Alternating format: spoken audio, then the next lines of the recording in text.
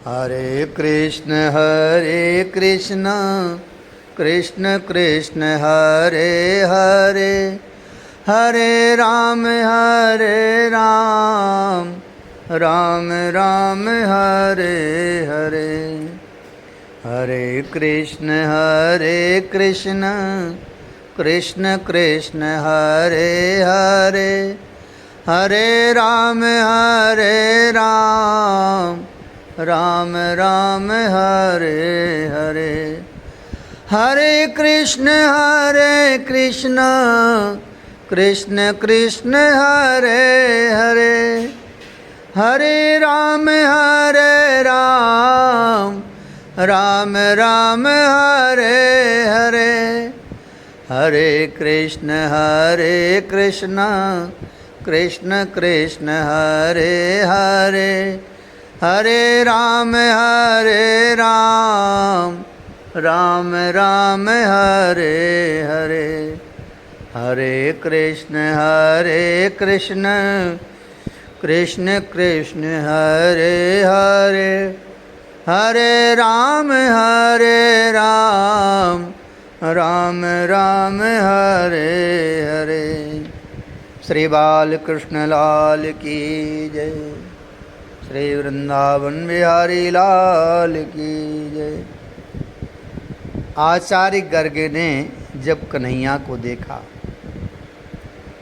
आचार्य गर्ग ज्योतिष विद्या के अद्भुत ज्ञाता, महान विद्वान, तपस्वी, भगवान चंद्रशेखर से इन्होंने विद्या ग्रहण की थी। इनके गुरुदेव भगवान शंकर ही थे। तुम वसुदेव के पुरोहित बनो, ये आज्ञा भी भूत भावन से ही मिली। लाभ क्या होगा उससे, ये प्रश्न किया तो नहीं गर्ग ने, पर उत्तर दे दिया था भगवान चंद्रमौली ने। भगवान श्री कृष्ण का अवतार होगा इनके यहाँ। भगवान शंकर की आज्ञा और भगवत दर्शन की लालसा, तो आचार्य गर्ग ने वसुदेव का पौरोहित्य कर्म करना स्वीकार किया। पर भगवान अवतरित भी हो गए और गोकुल भी जा चुके थे। गर्गः पुरोहितो राजन यदूनां सुमहात पाय, ब्रजम जगाम नंदस्यो वसुदेवो प्रचोदितः। आचार्य आज वसुदेव जी की ही प्रेरणा से गोकुल की ओर प्रस्थान कर गए। यमुना के किनारे किनारे चलते हुए गोकुल में पधारे थे। आचार्य दौड़ पड़े थे महर्षि शांडिल्य। प्रातः का समय था। यमुना किनारे संध्या वंदन कर रहे थे महर्षि। तभी सामने दिखाई दिए आचार्य गर्ग, तो दौड़ते हुए गए उनके पास। अपने हृदय से लगा लिया था आचार्य को। भाग्यशाली तो तुम हो महर्षि, जो नंद नंदन की समस्त बाल लीलाओं का आस्वादन करोगे। विधाता ने सच में तुम्हें भाग्यशाली बनाकर भेजा है। मैं तो दर्शन भी ना कर सका उन परात्पर ब्रह्म श्री कृष्णचंद्र का।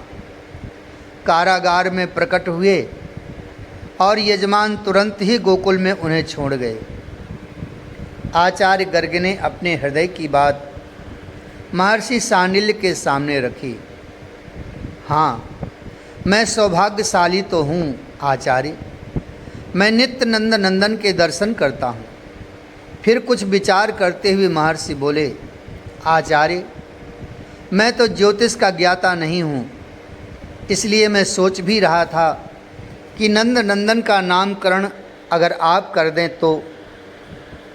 महर्षि ने विनम्रता से ये बात कही थी आचार्य गर्ग से। मैं इस आते हुए सौभाग्य को कैसे रोक दूं महर्षि। अत्यधिक प्रसन्नता में बोल पड़े थे आचार्य। तो फिर देरी क्यों, चलें ब्रजराज के गोष्ठ की ओर। महर्षि उठ गए और दोनों महत्पुरुष चल पड़े थे। गोष्ठ में विराजे हैं नंदराय, गौरवर्ण, विशाल भाल, मस्तक में पीला चंदन, कंठ में तुलसी की माला, सुंदर रेशमी पीताम्बरी, दिव्य मुस्कुराता हुआ मुखमंडल। उठ गए एकाएक अपनी गद्दी से ब्रजराज, साष्टांग प्रणाम किया दोनों को और दोनों ऋषियों ने आशीर्वाद भी दिया। हे ब्रजेश, ये हैं भगवान शंकर के कृपा पात्र आचार्य गर्ग, ज्योतिष विद्या के उद्भट विद्वान और वसुदेव के पुरोहित। महर्षि शांडिल्य की बातें सुनकर हाथ जोड़कर बोले, नंद जी, भगवान, मैंने भाई वसुदेव के यहाँ आपके दर्शन किए हैं और मेरा ये परम सौभाग्य है कि मेरे गोकुल में आपके चरण पड़े। अब शांति बनी रहेगी मेरे यहाँ। पर ब्रजराज, मैं कुछ और कह रहा हूँ, महर्षि आज्ञा दीजिए। महर्षि शांडिल्य से नंद जी ने कहा, हमारे 2 बालक हैं, उनमें से रोहिणी नंदन का नामकरण तो इनके द्वारा ही होगा, क्योंकि वसुदेव नंदन है वो तो, और ये वसुदेव के पुरोहित हैं। किंतु मेरी ये इच्छा है कि आपके लाला का नामकरण भी इन्हीं के द्वारा हो तो उत्तम कार्य हो जाता। महर्षि की बातें सुनकर ब्रजराज प्रसन्नचित्त होकर बोले, महर्षि, आप जैसा कहेंगे हम सदैव वही मानेंगे, क्योंकि हमें विश्वास है कि हमारा कल्याण आपके आज्ञा पालन करने में ही है। तो फिर ठीक है, मुहूर्त कब का है आप देखिए आचार्य गर्ग। महर्षि ने गर्ग से पूछा, आज का ही मुहूर्त श्रेष्ठ है। गर्ग ने उत्तर दिया, आज नामकरण संस्कार होगा हमारे लाला का, और आज इतनी जल्दी तो तैयारी भी नहीं हो पाएगी। आचार्य कुछ समय और दे देते। उपनंद जी ने जब सुना तो उन्होंने कह दी अपनी बात। हे ब्रजराज, ज़्यादा हल्ला करना ये उचित नहीं है आपके लिए, आचार्य गर्ग ने समझाया। हाँ, पूतना, श्रीधर ब्राह्मण, कागासुर, सक्टासुर, इनकी घटनाओं को हमें भूलना नहीं चाहिए। ब्रजराज ने गर्ग की बातों का ही समर्थन किया और अपने भाई उपनंद जी को कहा, नज़र लग जाती है, इसलिए नामकरण संस्कार को गुप्त रीति से ही किया जाए, ये उचित भी होगा। पर कहाँ, किस स्थान पर किया जाए नामकरण संस्कार? ब्रजराज ने आचार्य और महर्षि से पूछा। गर्ग ने इधर उधर देखा, फिर बोले, गौशाला से सुंदर और पवित्र स्थान दूसरा हो ही नहीं सकता। हे ब्रजराज, बंधनवार यहीं लगा दो, रंगोली यहीं बनवा दो, सुंदर सुंदर रंगीन पताके यहीं बंधवा दो, चंदन लकड़ी का धुआं जलाकर इस स्थान को महकाओ। ब्रजराज ने देखते ही देखते ग्वालों को आदेश देकर तुरंत सब सजा दिया। सारा कार्य हो गया। पुष्प, फल, पान, सुपारी, यज्ञ सामग्री, रोली मोली सब कुछ आ गया। उपनंद जी की पत्नी को भेज दिया ब्रजरानी और रोहिणी को लाने के लिए। अब नामकरण हो गया, ये सूचना देकर बालकों को भी संग लाएं, ये भी सूचना दी गई। प्रातः का समय है, सुबह की बेला थी। लाला द्वय को भी स्नान करा दिया था माताओं ने। गृह कार्यों में व्यस्त थीं दोनों माताएं। तभी उपनंद जी की पत्नी पहुंची। ब्रजरानी, आज हमारे बालकों का नामकरण होगा, इसलिए जल्दी चलो गौशाला में। काहे विनोद कर रही हो? हमारे बालकों का नामकरण जब होगा, 3 महीने पहले से निमंत्रण पूरे ब्रज में देना पड़ेगा। अरे संपूर्ण ब्रजमंडल इसी आस में तो है कि ब्रजराज कुंवर का जब नामकरण होगा तब हम सब जाएंगे। ब्रजरानी अपनी बात बता रही थी, पर यह संभव नहीं है, क्योंकि कंस का अत्याचार बढ़ता ही जा रहा है और हमसे चढ़ने भी लगा है कंस। उपनंद जी की पत्नी ने इतना ही कहा। तब ब्रजरानी चुप हो गईं। मन में विचार करके बोली, पूतना, हाँ, सही विचार किया है उन्होंने। पूतना कैसे आ गई थी और हमारे लाला को नहीं? ठीक है, ब्रजराज जैसा उचित समझें। ब्रजरानी ने स्वीकार किया तो फिर तैयार हो जाओ। उपनंद जी की पत्नी ने तैयारी में लगा दिया दोनों को। रोहिणी और यशोदा को दोनों तैयार हुईं, अपने अपने बालकों को तैयार किया और गोष्ठ की ओर चल पड़ी थी। एक गोपी दौड़ी दौड़ी आती है, धूप दीप गंध जल पात्र इत्यादि लेकर। तभी ब्रजराज सामने देखते हुए मुस्कुराए, भगवान, मेरी भार्या और वसुदेव पत्नी बहू रोहिणी आ रही हैं। ब्रजराज की बातें सुनकर दृष्टि आचार्य ने थोड़ी सी उठाई। सामने से आ रही थीं, गौरवर्णा 16 श्रृंगार से सजी, लहंगा पहनी हुई है, अत्यंत सुंदर यशोमती और रोहिणी। दृष्टि झुकाकर फिर अपने पूजन कार्यों में लग रहे थे गर्ग जी कि तभी उनका ध्यान इन दोनों माताओं की गोदी में गया। गोद में शिशु ब्रजरानी आ रही थी, उनके गोद में ओह! उस सुंदर शिशु को देखकर एक क्षण के लिए तो गर्ग को ऐसा लगा कि मैं देहाती तो हो जाऊंगा। ऐसा अद्भुत बालक, नीलमणि जैसा बालक, केस घुंघराले, नेत्र चंचल। आचार्य को रोमांच होने लगा, उनके नेत्रों से आनंदाश्रु बहने लगे। वो अपने को बार बार संभालने की कोशिश करते हैं पर संभाल नहीं पा रहे हैं।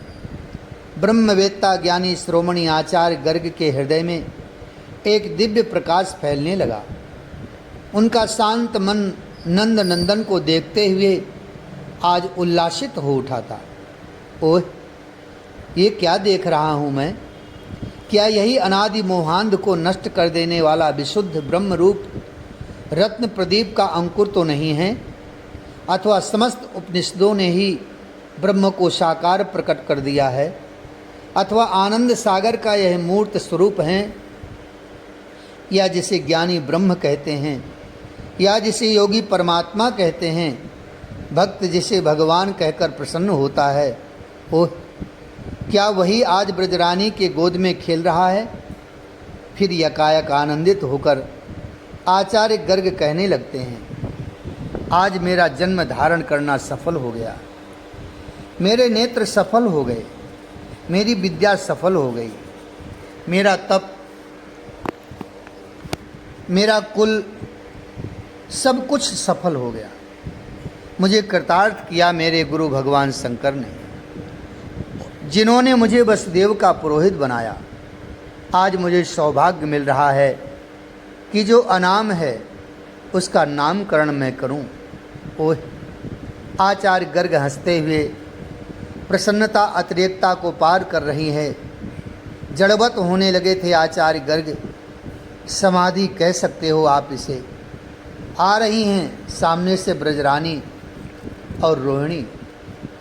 ब्रजरानी और रोहिणी दोनों ने पृथ्वी में मस्तक रखकर आचार्य गर्ग और महर्षि शांडिल्य को प्रणाम किया था। सौभाग्यवती भवा, दोनों ने आशीर्वाद दिया। ब्रजरानी आसन में बैठ गईं। रोहिणी बैठते हुए बोली, जीजी, ये तो हमारे पुरोहित हैं, आचार्य गर्ग इनका नाम है। त्रिकालदर्शी हैं, ऐसा आर्यपुत्र कहते हैं। तो देखते हैं ये त्रिकालदर्शी हैं या नहीं। ब्रजरानी परीक्षा लेने चलीं। भूत भावन के शिष्य आचार्य गर्ग की। देखते ही देखते दोनों माताओं ने अपने अपने बालकों को बदल लिया। यानी यशोमती ने दाऊ को ले लिया और रोहिणी ने कन्हैया को, और सहजी बैठी रही। रोहिणी, तुम्हारे पुरोहित जी की आज परीक्षा होगी। धूप दीप पुष्पमाला, रोली मोली, पान सुपारी, ये सब लाकर ग्वालों ने रख दिया था। अपवित्र पवित्रो वा, यहीं से पूजन आरंभ किया आचार्य ने। फिर संकल्प। अन्य देवी देवताओं को मनाने के बाद अब नामकरण की बारी आई थी। इतनी देर तक यशोमती की गोद में गर्ग जी ने देखा ही नहीं, क्योंकि वे डर रहे थे अगर उन्होंने देख लिया तो समाधिस्थ हो जाएंगे यहीं। फिर ये नामकरण का सौभाग्य उनके हाथों से निकल जाएगा। हाँ ब्रजराज, अब नामकरण आचार्य ने अब देखा ब्रजरानी की गोद में, पर गोद में तो कन्हैया नहीं है। गर्ग चकित हो गए। फिर उन्होंने रोहिणी की गोद में देखा तो वहाँ कन्हैया अपने नन्हे नन्हे चरण पटक रहे थे। वसुदेव के इन पुरोहित को समझते देर न लगी कि ये माताएं मेरी परीक्षा लेना चाहती हैं। हंसे आचार्य, ये ब्रह्म की माता हैं तो इनके आगे मैं क्या। सबसे पहले मन ही मन यशोमती को नमन किया, फिर मुस्कुराकर बोले, गर्ग जी, नामकरण की बारी आई है। अब मैं आचार्य के चरणों में मैं नंद भार्या यशोमती प्रणाम करती हूँ। आचार्य, मैं बड़ी हूँ, रोहिणी मुझसे छोटी है, इसलिए मेरे पुत्र का नाम पहले रखिए। मंद स्मित हास्य के साथ ब्रजरानी ने कहा, ये तो रोहिणी का पुत्र है।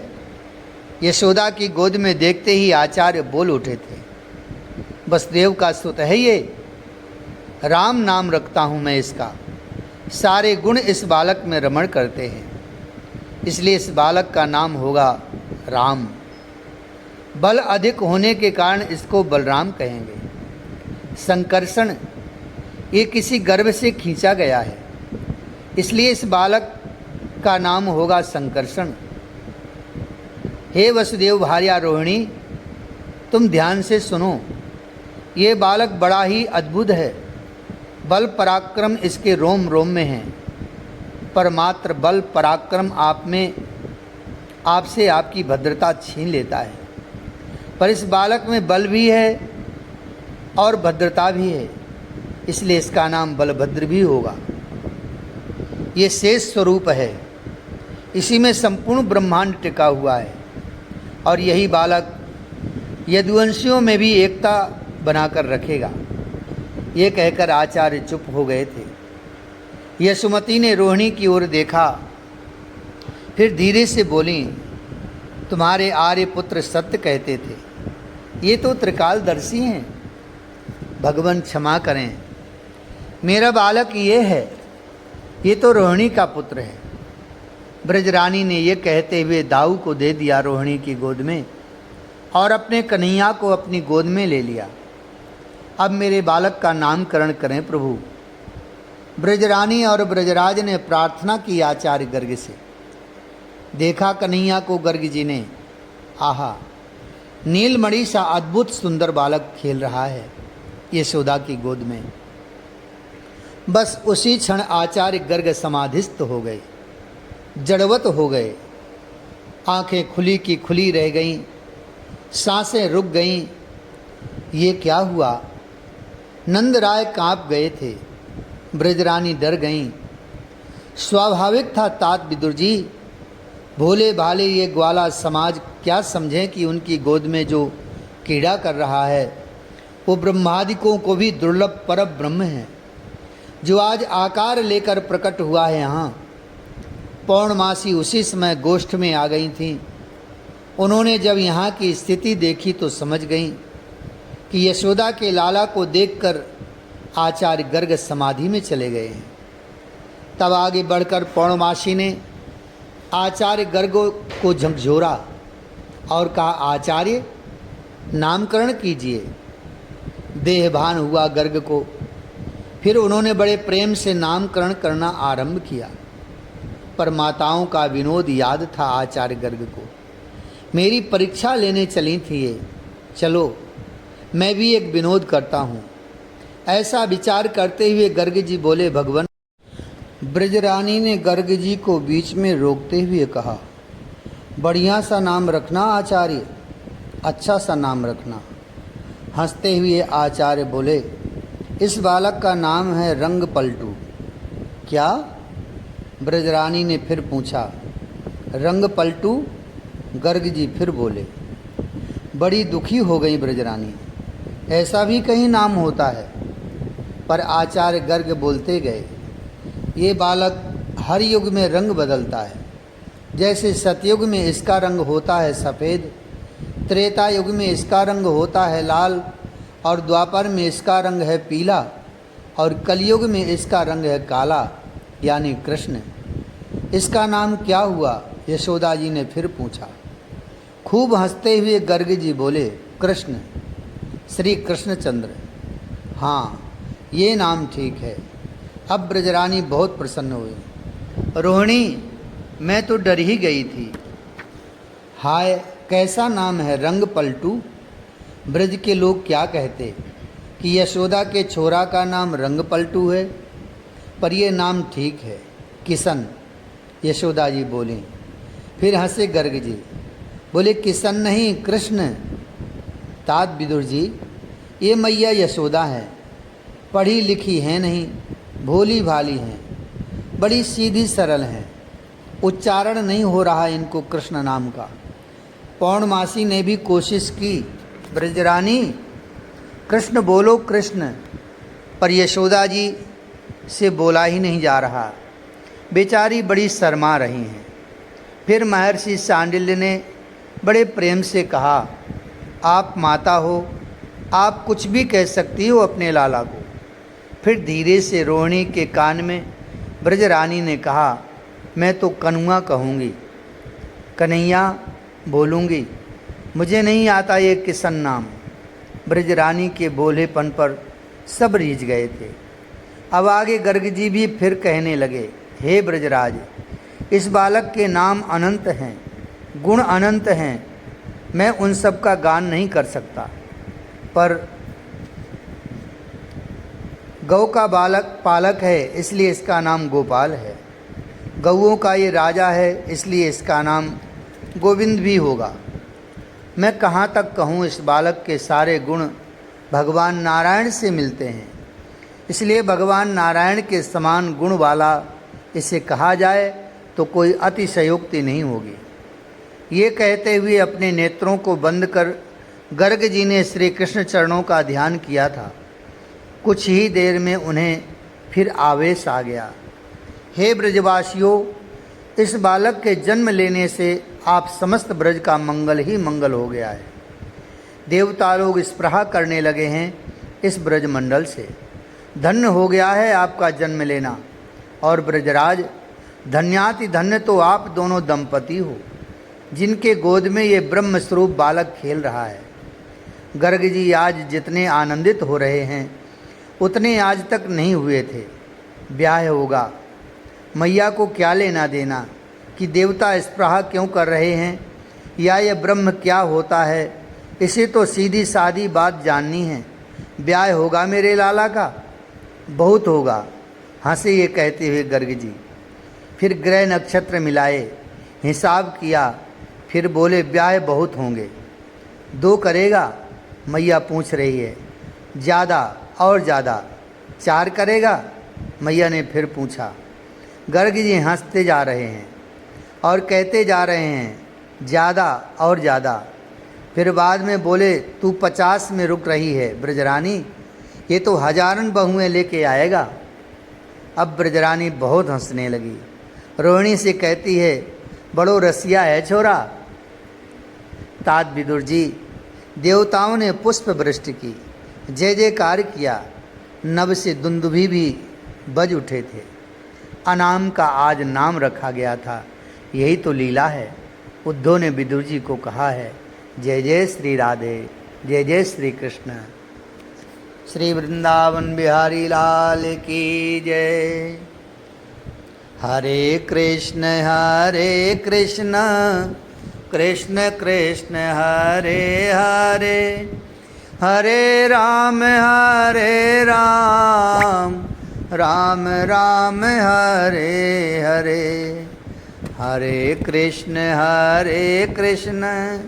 कृष्ण कृष्ण हरे हरे, हरे राम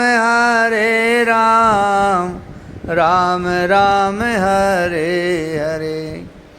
हरे कृष्ण कृष्ण कृष्ण हरे हरे, हरे राम राम राम हरे हरे। हरे कृष्ण कृष्ण कृष्ण हरे हरे, हरे राम राम राम हरे हरे, हरे कृष्ण कृष्ण कृष्ण हरे हरे, हरे राम राम राम हरे हरे। श्री वृंदावन बिहारी लाल की जय।